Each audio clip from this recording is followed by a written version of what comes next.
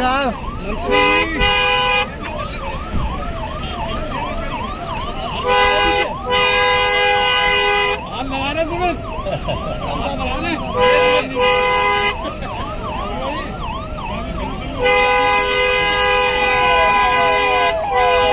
किस तरह का चुनाव होगा? यही लोगों का उत्साह, जोश और ऊर्जा, यही चुनाव का आधार है।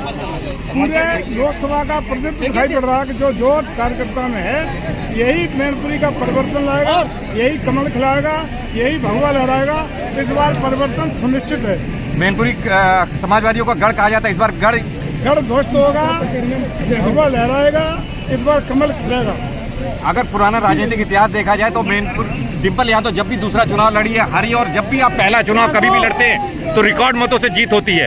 तो क्या इस बार ये दोहराया जाएगा इतिहास? यही ट्रैक काम करेगा और यही ट्रैक रहेगा।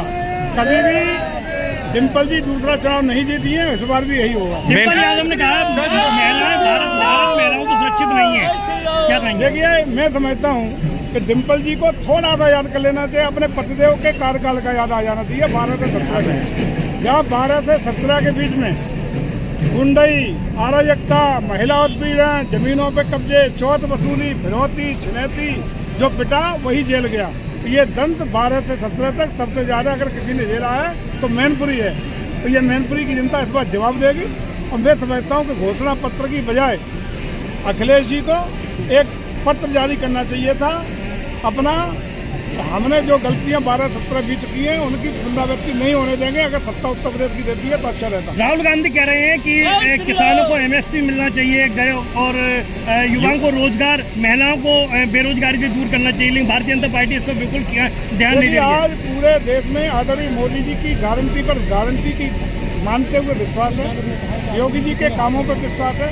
मोदी जी ने जिस तरीके से देश को ऐतिहासिक रूप से कीर्तिमान कायम करते हुए 11वीं अर्थव्यवस्था से देश को 5वीं अर्थव्यवस्था बनाया है, सामरिक दृष्टि से, आर्थिक दृष्टि से गरीब कल्याण के लिए जो योजना देने का काम किया है, वो एक एक गरीब व्यक्ति तक पहुंचने का, बिना किसी राजनीतिक, सामाजिक या सांप्रदायिक बिना भेदभाव के जन जन तक पहुंचाने का काम किया है। उत्तर प्रदेश का जंगल राज खत्म करके उत्तर प्रदेश में कानून का राज हमारे योगी जी ने दिया है और उसी का परिणाम है कि देश की जनता, प्रदेश की जनता और मैनपुरी की जनता भारतीय जनता पार्टी पर विश्वास कर रही है। भारतीय जनता पार्टी ने आप पे विश्वास जताया है और आपको प्रत्याशी, आपको भारतीय जनता पार्टी ने मैनपुर से चुनाव हारने के लिए भेजा है। यही उन्होंने कहा है, चुनाव हराने के लिए भेजा है। दोबारा सुन लेना। भारतीय जनता पार्टी ने, एक में मंत्री जी ने कल ही कह दिया है कि मंत्री जी को भाजपा ने चुनाव हराने के लिए भेजा है। जब सुन लेना मंत्री जी, भारतीय जनता पार्टी ने आप पे विश्वास जताते हुए मैनपुरी की लोकसभा सीट आपको दी है, पूरी उम्मीद के साथ दी है। इस बार किला समाजवादी पार्टी का ढहेगा।